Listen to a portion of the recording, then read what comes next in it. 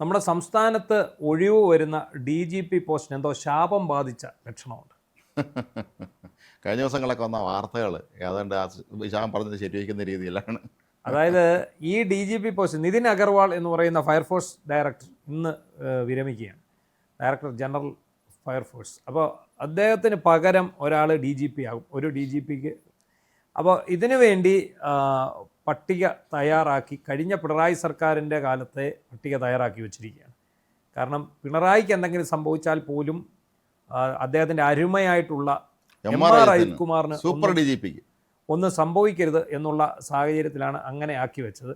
പക്ഷേ ആ കൃത്യസമയത്ത് ആലിംഗ പഴുത്തപ്പോൾ കാക്കയ്ക്ക് വായ്പുള്ള പറഞ്ഞ പോലെ ആ കൃത്യസമയത്ത് അജിത് കുമാർ ഇതിൽ നിന്ന് സർവീസിൽ നിന്ന് സസ്പെൻഡ് ചെയ്തു രക്ഷാപ്രവർത്തനത്തിൻ്റെ പേരിൽ.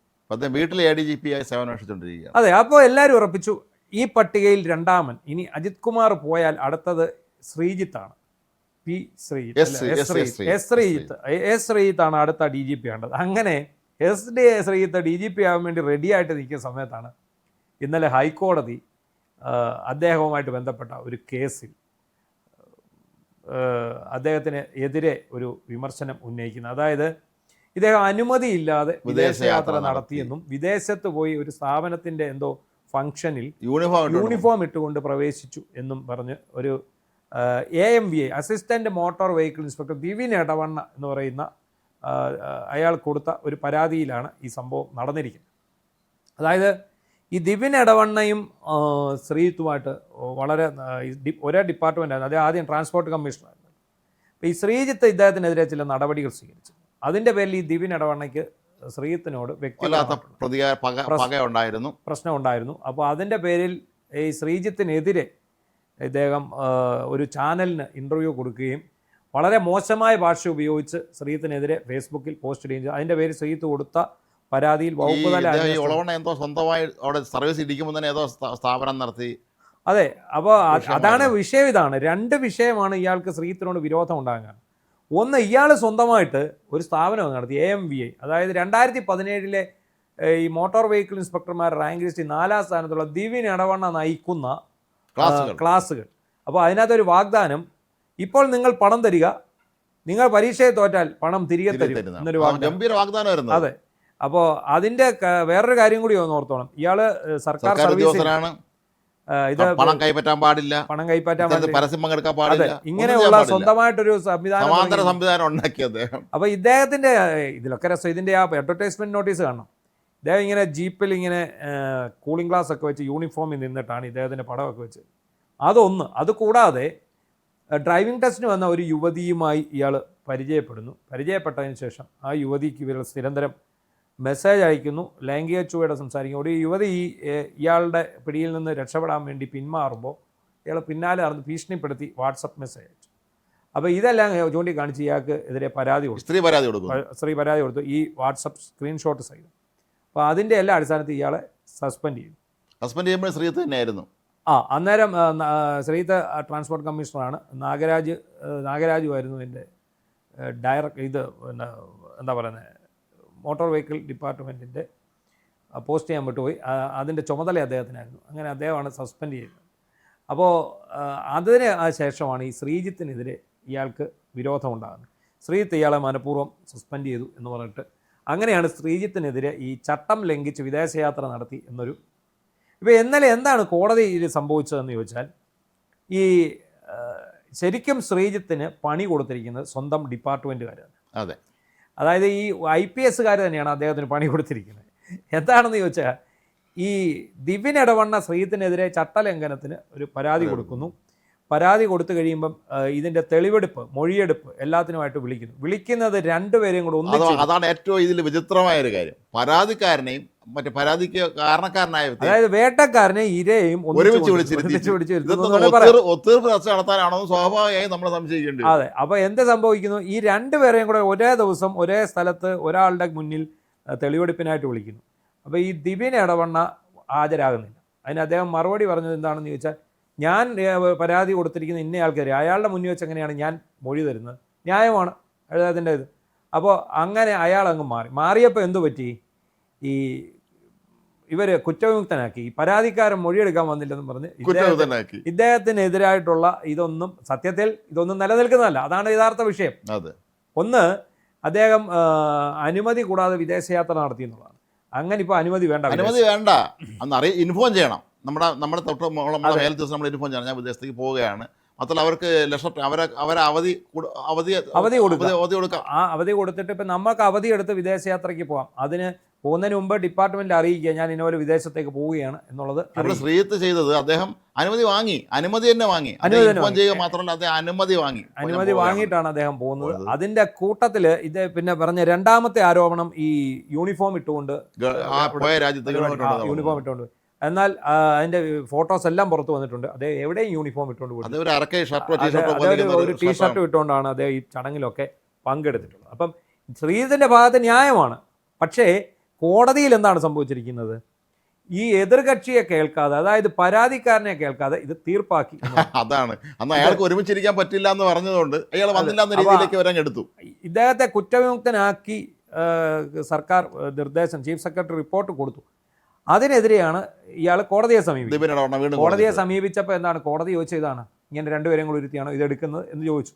അപ്പോഴാണ് നമ്മൾ സംശയിക്കേണ്ടത് ന്യായമായിട്ടും ഈ പണി ഈ പാളയത്തിൽ നിന്ന് തന്നെയുള്ളതാണ്. അതെപ്പോഴും അങ്ങനെയാണല്ലോ. കാരണം ഇവർക്ക് ആർക്കും ഇത് അറിയാൻ വയ്യാഞ്ഞിട്ടല്ല. പരാതിക്കാരനെയും പരാതിയിലെ ആരോപണ വിധേയനെയും കൂടെ ഒന്നിച്ചിരുത്തി ഒരിടത്തും മൊഴി എടുക്കത്തില്ല. പരാതിക്കാരൻ്റെ മൊഴി എടുത്ത് വയ്ക്കുക, ആരോപണ വിധേയൻ്റെ മൊഴി എടുത്ത് വയ്ക്കുക. എന്നിട്ട് രണ്ടും കൂടെ വെച്ചിട്ടാണ് തീർപ്പ് കൽപ്പിക്കുന്നത്. ഇദ്ദേഹത്തിൻ്റെ പരാതിയിൽ പറയുന്ന ഇന്ന കാര്യങ്ങൾ, അതായത് അനുമതി കൂടാതെ പോയി എന്നുള്ളത് തെറ്റാണ്, അതിന് അനുമതി ഉണ്ട്. ഒന്ന്. രണ്ട്, അദ്ദേഹം യൂണിഫോമിൽ അവിടെ പങ്കെടുത്തു. അദ്ദേഹം യൂണിഫോമിലല്ല, അദ്ദേഹം സിവിൽ ഡ്രസ്സിലാണ്, അല്ലെങ്കിൽ അദ്ദേഹത്തിൻ്റെ പിന്നെ കംഫർട്ടായിട്ടുള്ള യൂണിഫോം വഴിയുള്ള ഡ്രസ്സിലാണ് പങ്കെടുത്തത്. അതിനാൽ തന്നെ ഈ പരാതിയിൽ യാതൊരു വാസ്തവുമില്ല എന്ന് പറഞ്ഞ് എഴുതി തള്ളേണ്ട ഒരു പരാതിയാണ്. നിസ്സാര കാര്യമാണ്. അതാണ് ഇപ്പോൾ കൊണ്ടുവന്നിട്ട് ഈ ശ്രീജിത്തിൻ്റെ പ്രൊമോഷന് പോലും ബാധിക്കുന്ന വിധത്തിൽ കൊണ്ടുവന്ന് ഇത്. സത്യം പറഞ്ഞാൽ ഈ സിവിൽ സർവീസ് ഉദ്യോഗസ്ഥന്മാർക്കിടയിൽ എന്തുമാത്രം കുടിപ്പകയും പ്രശ്നങ്ങളും അങ്ങോട്ടും ഇങ്ങോട്ടുള്ള ശത്രുതയൊക്കെ ഉണ്ടെന്നുള്ളതിൻ്റെ വളരെ വ്യക്തമായി. എം.ആർ. അജിത്കുമാറിന്റെ പണിയാണെന്നാണ് പറയുന്നത്. എം.ആർ. അജിത്കുമാർ ആണ് ഈ പണി കൊടുത്തിരിക്കുന്നത്. അതായത് കഴിഞ്ഞ സർക്കാരിന്റെ കാലത്താണ് ഇങ്ങനെ ഒരു സംഭവം ഉണ്ടാകുന്നതെന്ന് പറയും. അത് എം.ആർ. ആണ് പണി കൊടുത്തിരിക്കുന്നത്. ഇങ്ങനെ കൊടുത്തു കഴിയുമ്പോൾ എന്താണ്, നമുക്കൊരു ഉടക്കിട്ട് വെക്കാം. പ്രൊമോഷൻ ബാധിക്കുമല്ലോ. നമ്മൾ ഇന്നലെ തന്നെ ഞാൻ പറഞ്ഞില്ലേ, LDF സർക്കാരിന്റെ കാലത്തുള്ള ഒരു പ്രധാന പരിപാടി എന്താ, അവർക്ക് ഇഷ്ടമില്ലാത്തവർക്കെതിരെ ഒരു പരാതി കൊടുത്ത് ഒരു FIR ഇടിച്ച് അവിടെ വെച്ചിട്ട് ഇവരിതെടുത്ത് നേരെ ഒരു ക്രൈംബ്രാഞ്ചിനെ അന്വേഷിക്കാൻ കൊടുക്കും. അപ്പം നമ്മളെന്താണ്, നമ്മൾ പ്രതിയാണ്. ഈ ഇട്ടിരിക്കുന്ന FIR-ൽ നമ്മൾ പ്രതിയാണ്. അതുകൊണ്ട് നമ്മളെക്കുറിച്ച് നാട് മുഴുവൻ നടന്നു പറയും, ഇവൻ ഇന്ന കേസിൽ പ്രതിയാന്ന് പറയും. അവസാനം കേസ് നിൽക്കൂലെന്ന് അവർക്ക് നന്നായിട്ട് അറിയാം. അപ്പോൾ അന്നേരം എന്താണ് സംഭവിക്കുന്നത്, ഈ കേസ് ക്രൈംബ്രാഞ്ച് അന്വേഷിക്കുകയില്ല, അവിടെ വെച്ചേക്കും. ഇത് അന്വേഷിച്ചാലല്ലേ ഈ കേസ് ക്വാഷ് ചെയ്യാൻ പറ്റും, അല്ലെങ്കിൽ ഈ കേസ് റദ്ദാക്കാൻ പറ്റും, ഇത് തെറ്റാണെന്ന് പറയാൻ പറ്റും. അത് ചെയ്യത്തില്ല, അത് അവിടെ വെച്ചേക്കാം. അപ്പോൾ എന്താണ്, നമ്മൾ പ്രതിയായിട്ട് നിലനിൽക്കും എന്ന് പറഞ്ഞതാണ്. ശ്രീജിത്തിൻ്റെ ഈ കേസിനകത്ത് ശ്രീജിത്തിനെയും സെപ്പറേറ്റ് വിളിച്ച് ഇത് എടുക്കാവുന്നതേ ഉള്ളായിരുന്നു, ഇതാരെ വിളിച്ച് എടുക്കാവുന്നതേ ഉള്ളായിരുന്നു.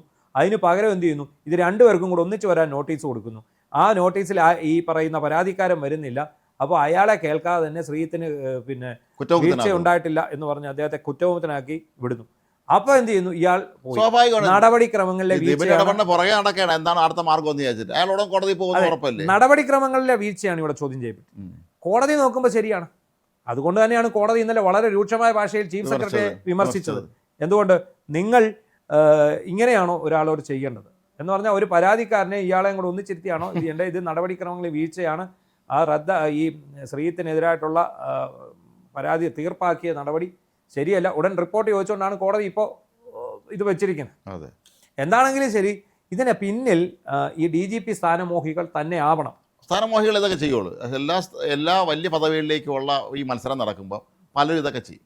ഇത് നമുക്ക് ഇതിനകത്ത് കൂട്ടി വായിച്ചാൽ നമുക്ക് മനസ്സിലാവും. സുരേഷ് രാജ് പുരോഹിത് എന്ന് പറയുന്ന IPS ഉദ്യോഗസ്ഥനായിരുന്നു സത്യത്തിൽ ഇപ്പോൾ DGP ആകേണ്ടത്.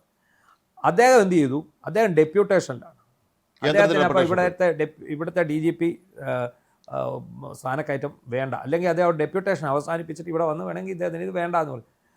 അപ്പോൾ അങ്ങനെ അയാളെ ഒഴിവാക്കിയിട്ടാണ് ഈ അജിത്തിന് ഇത് കൊടുക്കാൻ വേണ്ടി കഴിഞ്ഞ പിണറായി സർക്കാരിൻ്റെ കാലത്തെ തീരുമാനം. കാരണം സർക്കാർ മാറിയ അജിത്തിന് ഇത് കിട്ടാൻ പോരുത്, അതിനു വേണ്ടി. അപ്പോൾ എപ്പോഴും കൊടുക്കുമ്പം ഒരാൾക്ക് പിന്നാലെ മറ്റൊരാളുടെ പേര് കൂടി വരും. അപ്പോൾ അങ്ങനെയാണ് അജിത്തിൻ്റെ പേര് വരുന്നത്. അപ്പോൾ എന്ത് പറ്റുന്നു, അജിത്തിന് കപ്പിനും ചുണ്ടയിനും ഇടയിൽ വെച്ച് സംഭവം നഷ്ടമാകും. പിന്നെ എല്ലാവരും പറഞ്ഞു ശ്രീജിത്താണ് അടുത്ത DGP എന്ന് പറഞ്ഞിരിക്കുമ്പോഴാണ് ഈ കോടതിയുടെ ഈ പരാമർശം വന്നിരിക്കുന്നത്. അപ്പോൾ അത് അവിടെ നിൽക്കുകയാണ്. ഇനിയുണ്ട് ഇതിൻ്റെ പിന്നിലുള്ളത് വിജയ് സാഖറെ എന്ന് പറയുന്ന ഉദ്യോഗസ്ഥൻ ഇനിയുള്ളത്. അപ്പോൾ ഇതിനകത്ത് എന്ത് തീരുമാനമാണ് സർക്കാർ എടുക്കാൻ പോവുക എന്നുള്ളത് നമുക്കറിയില്ല. ഇപ്പോൾ എന്തായാലും ഒരു DGP തസ്തിക ഒഴിയുകയാണ് ഇന്നത്തെ ഒരാളെ DGP ആക്കിയേ പറ്റൂ. ഈ പരാമർശം വന്ന സ്ഥിതിക്ക് ഇദ്ദേഹത്തിന് പറ്റില്ല. പിന്നെ ഉള്ളത് ആരാകും? വിജയ് സാഖറെ ആകുമോ അതോ അതിന് ശേഷമുള്ളവരാകുമോ എന്നുള്ളതാണ് ചോദ്യം. എന്താണെങ്കിലും സ്റ്റാൻഡേർഡ് പണിയാണ് കൂട്ടത്തിൽ നിന്നുകൊണ്ട് ആൾക്കാർ കൊടുത്തിരിക്കുന്നത്. ഒരു കാര്യവുമില്ലാത്ത ഒരു നടപടിക്രമം, ഒരു കാര്യവുമില്ലാത്ത ഒരു വിവാദം. അതുപോലെ പ്ലാൻഡ് ആണെന്നുള്ളത് ഉറപ്പാണല്ലോ. അതെ. ഇത് M. R. അജിത് കുമാർ തന്നെയായിരിക്കും ജയിച്ചിട്ടുള്ളത് എന്നുള്ള ഏതാണ്ട് ഉറപ്പാണ്. ഇതിപ്പോൾ ഇനി കോടതി കേസ് പരിഗണിക്കുന്ന ഒരു മാസം കണ്ട് കഴിഞ്ഞു. സമയമെടുക്കും. ഓഗസ്റ്റ് അടുത്ത മാസം നാളെ തുടങ്ങുന്നുണ്ട്. അപ്പോൾ എന്താണെങ്കിലും ശരി, വല്ലാത്ത ഒരു കഷ്ടമായി പോയി എന്ന് തന്നെ പറയേണ്ടിയിരിക്കുന്നു. അദ്ദേഹത്തിന് തീർച്ചയായിട്ടും അവകാശപ്പെട്ട ഒരു പ്രൊമോഷൻ സാധ്യത നടപടിക്രമത്തിലെ പാളിച്ചകൾ അല്ലെങ്കിൽ നടപടിക്രമം മനഃപൂർവ്വം ഇത്തരത്തിലുള്ള ഒരു ഉടായ്പ കാണിച്ചതിന്റെ ഫലമായിട്ട് തന്നെയാണ് അദ്ദേഹത്തിന് ഇപ്പോൾ ഈ ഒരു പ്രശ്നം നേരിടേണ്ടി വന്നിട്ടുള്ളത്. ഈ IPS IASകാരുടെ ഇടയിലെ കിടമത്സരത്തെക്കുറിച്ച് നമ്മൾ കേട്ടിട്ടുണ്ട് നേരത്തെ. ഇങ്ങനെ ഒരെണ്ണം നമ്മൾ ആദ്യമായിട്ട് കേൾക്കുക. എനിക്കറിയാം, എൻ്റെ ഒരു സുഹൃത്ത് പോലീസ് ഉദ്യോഗസ്ഥൻ പറഞ്ഞിട്ടുണ്ട്, നിങ്ങളൊരു SI ആയിരിക്കുന്ന സമയത്ത് നിങ്ങൾക്ക് ഭയങ്കര സുഹൃത്തുക്കളായിരിക്കും. നിങ്ങളുടെ പോലീസ്, നിങ്ങളുടെ ബാച്ചിലും ഈ SIമാർക്കിടയിലും നിങ്ങൾക്ക് ഭയങ്കര സുഹൃത്തുക്കളായിരിക്കും. എന്നാൽ നിങ്ങളൊരു CI ആയി കഴിഞ്ഞാൽ പിന്നെ പണി വരും. യുവമാർ തന്നെ നിങ്ങളെ വെച്ച് പണി. എന്താണ് പ്രൊമോഷന്? അന്ന് പോലീസ് സ്റ്റേഷനുകൾ കുറവാണ്. ഏതാ സർക്കിൾ സ്റ്റേഷൻ കുറവാണ്. കാരണം ഇവർക്ക് ലോക്കലി കിട്ടണമെങ്കിലും നമുക്ക് പണിയാൻ പറ്റും. അതായത് ഒരു CI ആകുമ്പോഴും തൊട്ട് പരസ്പരം പാരപണിയാൻ തുടങ്ങും. അത് CI കഴിഞ്ഞ അടുത്ത DSP കഴിഞ്ഞ് SP, ഇനി അതൊക്കെ IPS കൺഫർ ചെയ്യണേ, അങ്ങനെ. അപ്പോൾ ഇത് കിട്ടാൻ വേണ്ടിയുള്ള ഒരു മുന്നേറ്റത്തിനിടയിൽ ഈ കൂടെയുള്ളവനെ ചവിട്ടി താത്തേ പറ്റും. അതുപോലെയാണ് ഇത്. ഇപ്പോൾ അജിത്ത് പോയപ്പോൾ ശ്രീജിത്ത് സന്തോഷിച്ചിട്ടുണ്ട്. ഇപ്പോൾ ശ്രീജിത്തിന് ഇപ്പോൾ ഇതേ പണി വന്നു. അപ്പോൾ അടുത്ത ആൾ, അപ്പോൾ അജിത്തിന് സന്തോഷമായി, എനിക്കും കിട്ടിയില്ല, അവനും കിട്ടിയില്ല എന്നുള്ള ഒരു ഇതിൽ വന്നിട്ടുണ്ട്. എന്താണെങ്കിലും ശരി, ഒരു കാര്യം ഉറപ്പാണ്, വളരെ ഒരു ഇതുമില്ലാത്ത, എന്താ പറയുന്നത്, ഒരു യോഗ്യതയുമില്ലാത്ത ഒരു കേസാണ്. പക്ഷേ കോടതിയുടെ മുന്നിലെത്തിയപ്പോൾ എന്താണ്, ആ നടപടിക്രമം പാലിക്കാത്തത് മാത്രം, അതുകൊണ്ട് മാത്രം ഈ കേസിൽ കോടതി സർക്കാരിനെ എടുത്തിട്ട് അലക്കിയിരിക്കും. ശ്രീജിത്തിനെ സംബന്ധിച്ചിടത്തോളം അദ്ദേഹത്തിന് വലിയൊരു കുരിശായി മാറി കഴിഞ്ഞിരിക്കുന്നു. മാത്രമല്ല ചീഫ് സെക്രട്ടറിക്ക് രൂക്ഷ വിമർശനമാണ് കിട്ടിയിരിക്കുന്നത്. ഇവർ വിചാരിക്കും ചില വിമർശനം കിട്ടിയാലും വേണ്ടിയല്ലേ, ഇയാൾക്ക് ഇത് കിട്ടാതിരുന്നാൽ മതി എന്നുള്ള ഇതായിരിക്കും. എന്താണെങ്കിലും ഇതിപ്പോൾ അടുത്ത ദിവസം ഇനിയിപ്പോൾ വീണ്ടും ഇവർ വിളിക്കണം, വിളിച്ച് അയാളുടെ തെളിവെടുക്കണം, ശ്രീജിത്തിൻ്റെ തെളിവും കേൾക്കണം. അതിനുശേഷം ഈ റിപ്പോർട്ട് വീണ്ടും ശ്രീജിത്തിന് ക്ലീൻ ചിറ്റ് നൽകിക്കൊണ്ടുള്ള റിപ്പോർട്ട് വരികയുള്ളൂ. പക്ഷേ അതിനോടകം ഈ പ്രമോഷൻ്റെ ഒരു സംഭവത്തിൽ വലിയ തിരിച്ചടി അദ്ദേഹത്തിന് നേരിട്ടിരിക്കും.